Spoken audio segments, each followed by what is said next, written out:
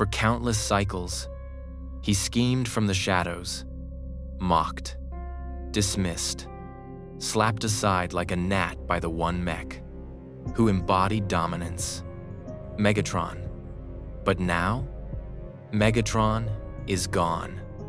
For real, not dormant, not recovering, not hiding in a protoform chamber, dead. And the one who pulled the trigger? Starscream. No witnesses. No last-minute saves. No resurrection this time. Not yet. Just silence. And then, the sound of Starscream's raspy, trembling voice, echoing through the halls of Kaon. All hail Starscream. He finally did it. He took the throne. The Decepticons kneel. Most out of confusion. Some out of fear. A few out of genuine belief that maybe, just maybe, this lunatic could lead. Cybertron's skies boil with thunderous static. A storm brews above the capital. But below it, a storm brews harder. Because leadership isn't just about killing the tyrant. It's about knowing what to do next. And Starscream, he's never had to ask that question before. His first decree, no more pointless sacrifices. His second, all traitors to his new empire will be executed without trial. His third, declare a week-long celebration of Megatron's death. At first, some cheer, others are silent, and a few, like Soundwave, disappear, without a trace. But none of that matters to Starscream right now, because in this moment, in this throne, with Megatron's crown pressed awkwardly against his jagged helm, he believes that this is destiny fulfilled, that all the pain, all the beatings, all the humiliations were worth it. Because now, he is king. Cybertron bends to his voice, or so he thinks. His commands echo across fractured comms. His image floods screens. In Decepticon outposts across the galaxy, I am not Megatron. He proclaims, I am better. He promises order without brutality, power without slavery, victory without waste. He believes it. Almost. But belief doesn't build empires. It tests them. And the real test? That's coming next. Because when you wear the crown of the tyrant, you murdered. You don't just inherit his throne. You inherit his enemies. And worse, his expectations, the fall of fear. Fear, that was Megatron's tool, his fuel, his truth. He didn't command the Decepticons because they loved him. He ruled because they were, terrified of what he'd do if they didn't fall in line. Starscream never understood that. Or maybe he did, but thought he could replace fear with something softer, something diplomatic. But here's the hard truth of war. Empires aren't built on promises. They're built on pain. And Starscream, he wasn't ready for what happened. Once the pain was gone, it began with whispers, dead channels buzzing, units delayed in the field, orders ignored, minor things, unremarkable, except for who was doing it. Barricade, onslaught, even Thundercracker. Decepticons that once leapt at the chance to prove themselves before Megatron, now stalled, questioned, wavered. Why? Because without fear, they saw freedom. Starscream tried to assert dominance. He staged a public execution, dragged a low-ranking comms officer into the arena, accused him of tactical incompetence.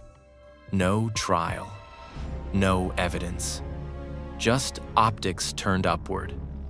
As Starscream activated, a fusion cannon he barely knew how to operate. Boom. Ash. The crowd? Silent. Not in fear, but in calculation. This wasn't discipline. This was desperation. Starscream doubled down, increased surveillance, stripped lieutenants of their ranks, declared martial law over cities that were already crumbling. But every time he shouted order, the echo came back empty, because fear doesn't echo when it's forced. The Decepticon machine began to splinter. Some squads defected. Others turned on each other to settle old scores, long buried beneath Megatron's iron discipline. You see, for all his tyranny, Megatron had imposed one thing: direction. Starscream? He offered noise. In Polyhex, a civil war erupted, not against Autobots, but between Decepticon factions loyal to Soundwave and Shockwave. Starscream deployed reinforcements. They never arrived. They were ambushed by their own. Why? Because no one trusted the command chain anymore. Without Megatron's grip, loyalty fractured, not into rebellion, but into ambition. Every Decepticon started eyeing the throne. Soundwave vanished into the silence of the deep network. Shockwave built his own logic-driven army. In secret, Blitzwing began broadcasting pirate signals, claiming he was the rightful heir. And all the while, Starscream sat alone in the war chamber, watching reports of destruction. That didn't come from Autobots, but from his own. The fear was gone, and so was control. And in its place, chaos. The throne didn't make him king. It made him a target. And in the chaos, rumors began that Megatron's spark was not entirely gone, that his remnants were being rebuilt, that his return was a question of when, not if. Starscream dismissed them publicly, but in private, he began to shake. He sent seekers to the edges of Cybertron, to forbidden temples, to the remains of the Nemesis. He interrogated his own soldiers, demanded oaths, installed new loyalty protocols inside their neural cores. It only made things worse. Because when a leader starts hunting shadows, everyone becomes a traitor. The Decepticons didn't rise under Starscream. They burned. Not in revolution, not in righteousness, but in confusion, in greed, in betrayal, everything. Megatron held together. Through terror, fell apart. Through Starscream's need to be admired. Power is not a crown. It's a burden. And Starscream, he wore it like a mask he didn't believe in. And the galaxy watched. Optimus Prime, in exile on Earth, monitored the broadcasts from Cybertron's flickering satellites. He didn't celebrate. He understood. Something even Starscream didn't. When tyrants fall without purpose, they don't leave liberation behind. They leave vacuum. A vacuum Megatron once filled. with fire and fear, a vacuum that now swallowed the very soul of the Decepticons. Starscream ruled a kingdom, but not one of order, not one of purpose. Only ashes, only echoes, only the quiet knowledge that without Megatron, he had nothing to fear and everything to lose. Act 3, The Enemy Within. He wanted a crown. He got a curse. Because when Starscream killed Megatron, he didn't just inherit a throne. He inherited the eyes, the stares, the whispers, the suspicion from those who once stood behind him, but now stood beside each other, watching, waiting, judging. At first, it was subtle. Reports of loyalty shifts, units requesting reassignment, elite seekers flying missions. Without logging return codes, Starscream chalked it up to fear, old loyalties, normal growing pains for a new ruler.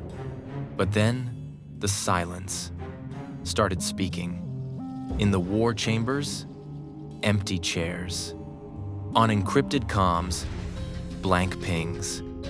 In his sleep cycles, visions of Megatron, of betrayal, of himself standing over a throne that wouldn't stop bleeding.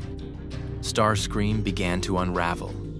Not publicly, not yet.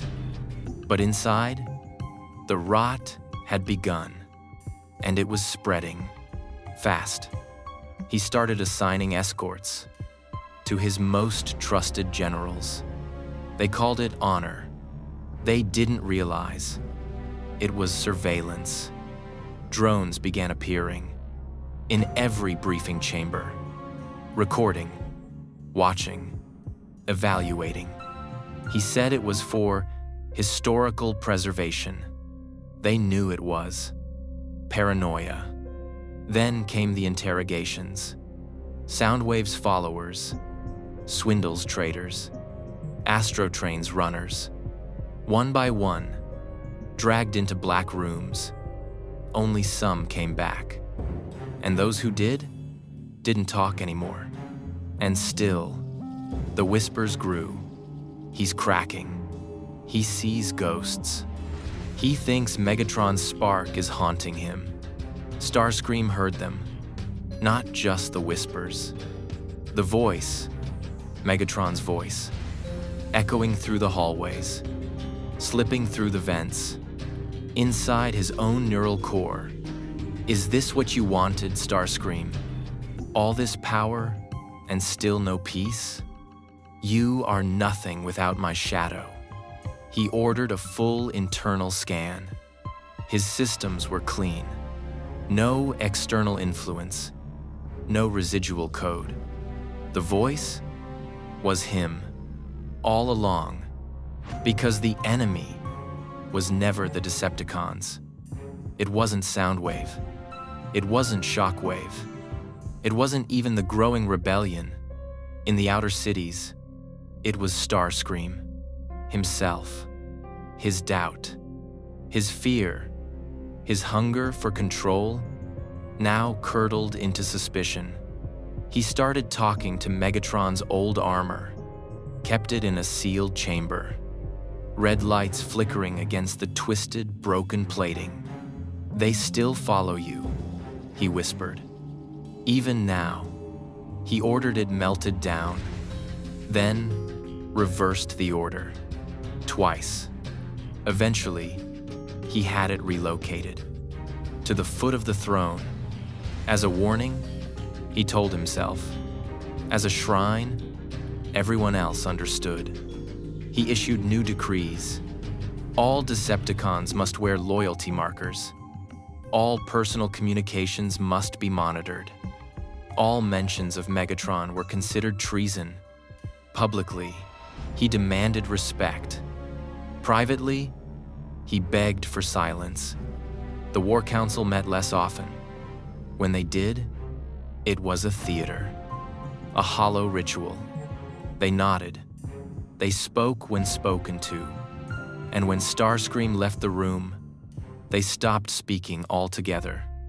Because by now, everyone could see it.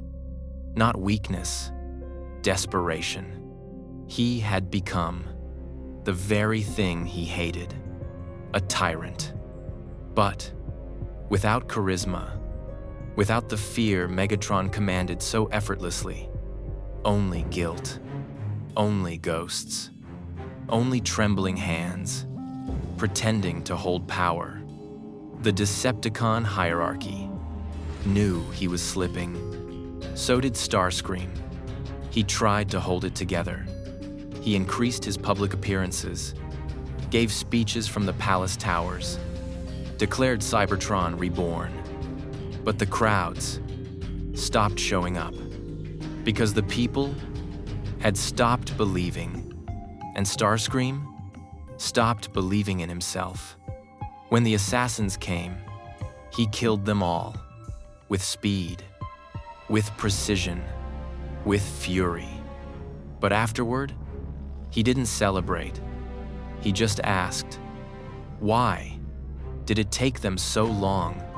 He began to wonder if Megatron had been right all along. That power isn't meant to be inherited, only taken again and again and again through blood.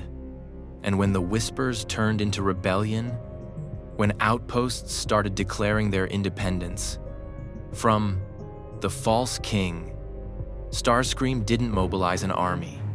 He locked the palace, sealed the doors, shut off the broadcasts, and waited. Because by now, he knew he wasn't ruling anymore. He was hiding. And somewhere out there, Megatron's legend stirred, not as a memory, not as a myth, but as a return. And Starscream, he wasn't afraid of death anymore. He was afraid of being forgotten, of ruling a kingdom no one respected, no one feared, no one believed in. He wanted power. He got isolation. He wanted loyalty. He got silence. He wanted freedom.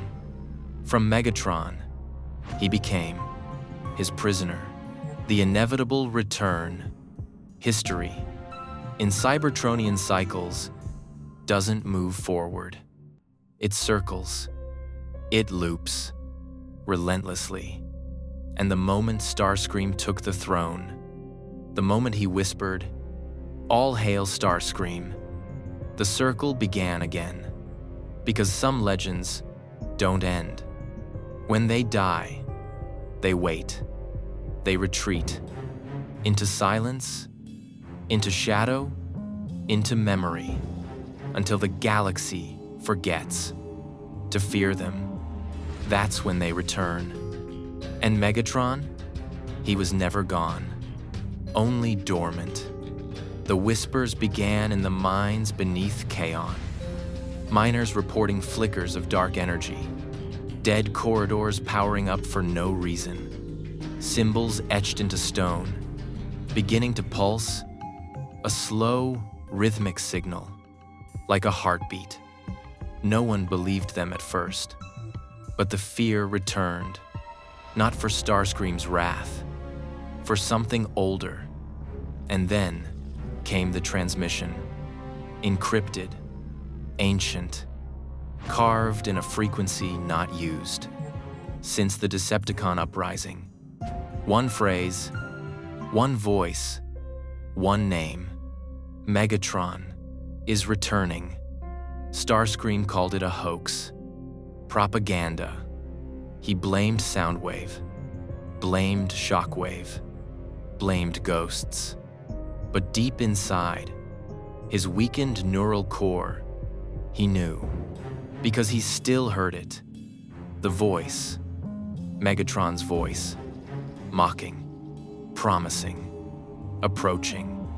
Decepticon strongholds began switching allegiance, not with violence, with silence. No salutes, no banners, just a simple, chilling phrase, awaiting the true leader's return. And, on their towers, the Decepticon emblem, but cracked, reformed, scarred, like a brand reborn in flame. Then, the first sighting, Kion airspace, a ship long thought destroyed. The Harbinger, a vessel once buried in the debris of a forgotten war, now flying again, black, sleek, silent. No pilots, no escort, just a beacon, broadcasting one word, over and over. Megatron. Panic hit the throne. Starscream sealed the palace, ordered all comms cut off, dispatched elite seekers to intercept the Harbinger. They never came back. Not destroyed, not even recorded, just missing, as if the ship absorbed them. Meanwhile, unrest erupted. City-states, once loyal to Starscream, began rejecting his orders, not with riots, with stillness. No protests, no declarations, just the quiet, collective decision to no longer recognize his rule because they believed Megatron was coming back, and in a twisted way, they hoped he was. Starscream stood at the center of a storm. He could no longer command. He tried to rally the remaining loyalists, promised defenses, promised upgrades, promised vengeance, but no one listened, because power without belief is already lost. And then, the moment came. The skies cracked. Over Darkmount, thunder peeled back the clouds. The Harbinger descended, and from its hull, a figure emerged, scorched, resurrected, reforged. Not the Megatron of old. This one didn't roar. He whispered. He didn't strike. He walked. Every step, dripping with intent, with rebirth, with wrath. No army followed him. He didn't need one, because every Decepticon who saw him remembered.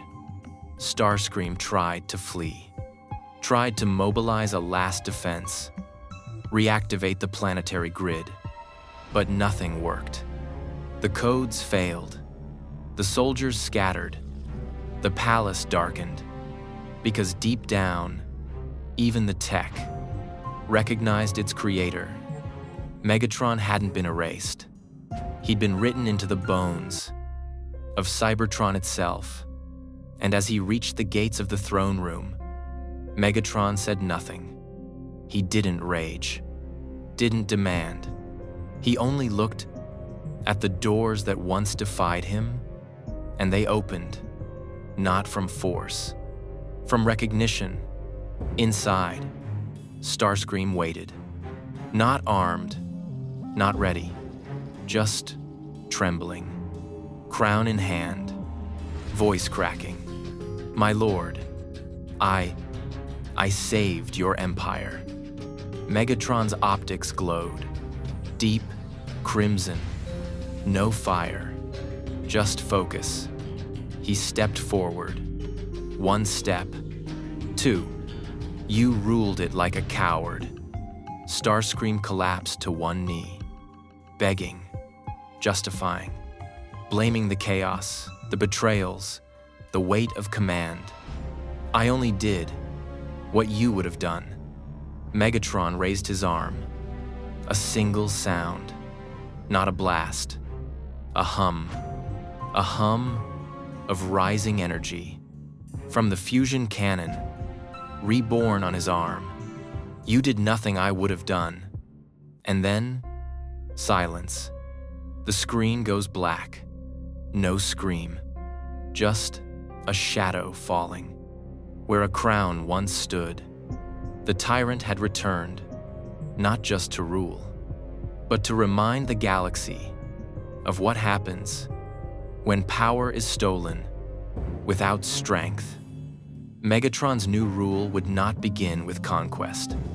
It began with a lesson, a final punctuation.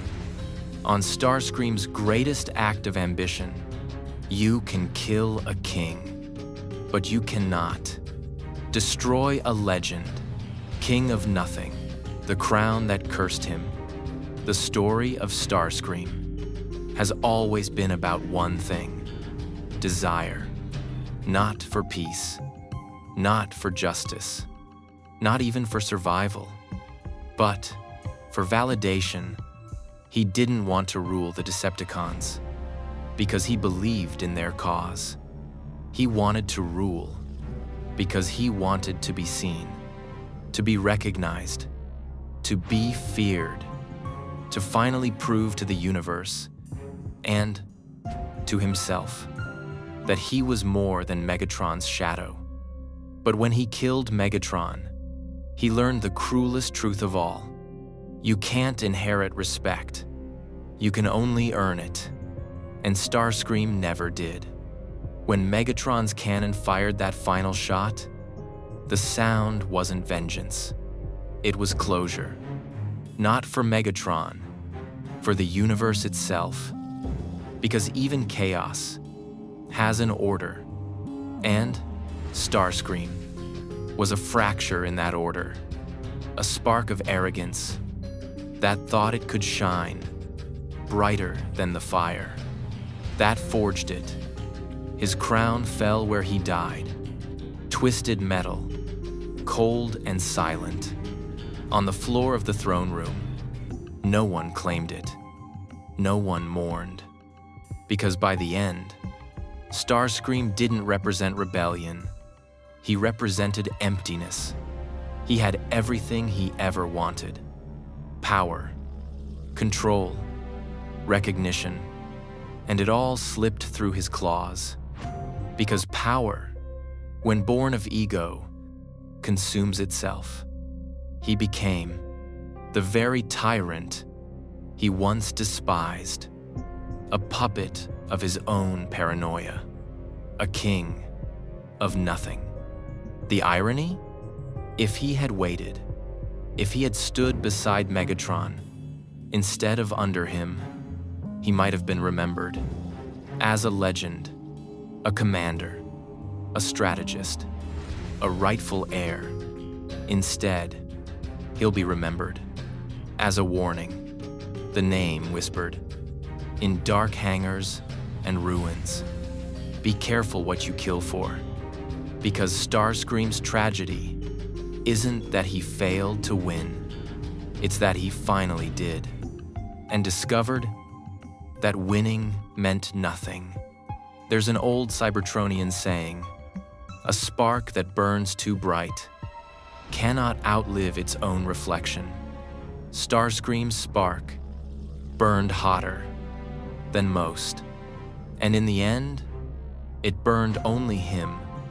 Megatron's empire was rebuilt, not as it was before, but colder, sharper, more aware of the dangers of ambition unchecked. The Decepticons no longer feared betrayal, because betrayal had been burned out of them. And yet, somewhere in the digital void, across the fractured radio frequencies of Cybertron, Starscream's voice still echoes, corrupted, flickering, half-glitched. I was destined for greatness, over and over, looping through dead channels, a haunting reminder of the mech who mistook hunger for destiny. Because deep down, Starscream wasn't evil. He was incomplete. He was what happens when potential goes unchecked by humility, when intelligence is warped by jealousy, when ambition outgrows empathy. In another life, a different war. Maybe he could have been something more. Maybe he could have led. With the cunning of Shockwave, the charisma of Megatron, the resolve of Optimus. But he wasn't built for balance. He was built for longing. And longing is a curse that never ends. Even Megatron understood that. That's why, after the battle, after the smoke cleared, after the last whisper of rebellion died, Megatron ordered Starscream's remains to be left untouched, not as a trophy, but as a mirror, a monument, to the cost of wanting too much. Because every tyrant, every conqueror, every ruler that comes after will stand in that hall and see the rusted crown at their feet and remember how easy it is to mistake envy for destiny. And that's the final twist. Starscream didn't die a villain. He died a lesson, a reminder that the throne doesn't define power. The spark does, and his, for all its cunning and fury, was never strong enough to carry the weight of the crown, because power without purpose is just noise, and Starscream's reign was a scream that echoed until even Cybertron stopped listening. In the end, there were no banners, no followers, no legacy, only the echo of a mech who reached too high and fell too far, a king of nothing.